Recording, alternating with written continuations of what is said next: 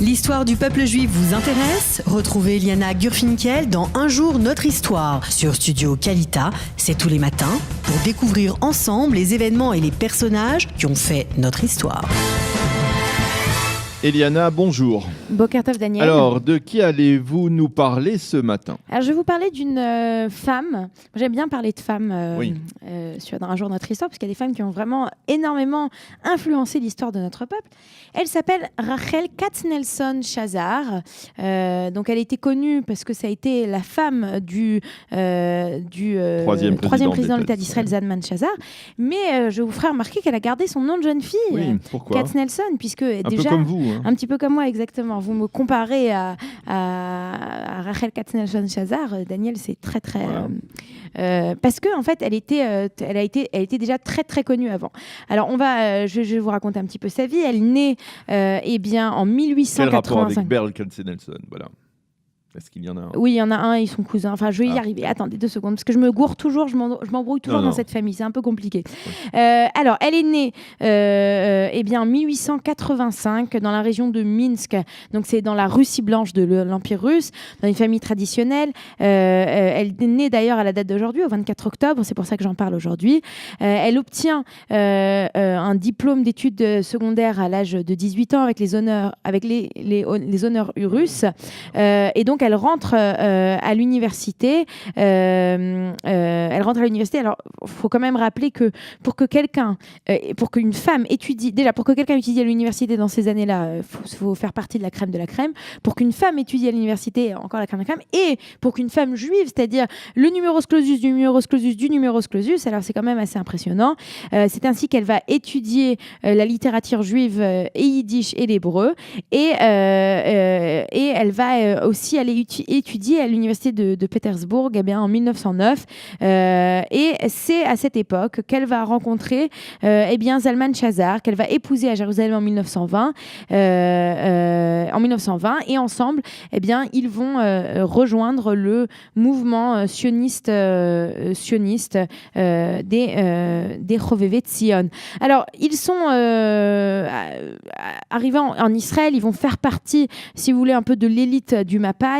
Ils vont être extrêmement actifs et elle va avoir beaucoup de rôles différents. Elle va être journaliste, elle va être enseignante, elle va être une militante syndicale et elle va militer surtout pour le statut des femmes et leurs droits. Et c'est ainsi qu'elle va faire énormément de choses. Elle va d'abord, elle et son mari vont d'abord être dans un kibbutz, dans Kvutzat Kinneret.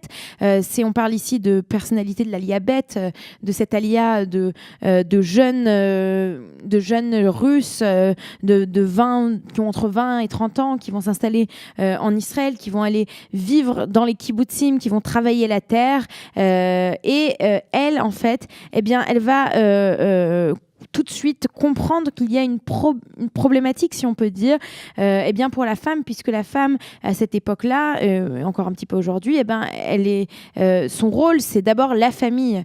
Et le fait qu'elle ne s'occupe, entre guillemets, que du foyer pour élever les enfants, en fait, on les empêche, ou ça les empêche de participer à la vie publique de la communauté. Et c'est la raison pour laquelle, à cette époque, il y a beaucoup de femmes dans les kibbutzim qui décident de ne pas se marier et de ne pas avoir d'enfants. Et c'est ainsi que Katznelson va écrire, par exemple, dans son journal en juillet 1918, « Nous sommes des êtres qui font partie d'un groupe et non pas des êtres qui font partie d'une famille. Et c'est la raison pour laquelle nous n'aurons pas d'enfants. » Après s'être mariée avec Zalman Chazar, alors elle va continuer, en fait, tous les deux sont très occupés, les deux sont occupés dans le monde de la politique, dans le monde du journalisme et puis dans toutes les sphères de la vie publique palestino-israélienne à l'époque.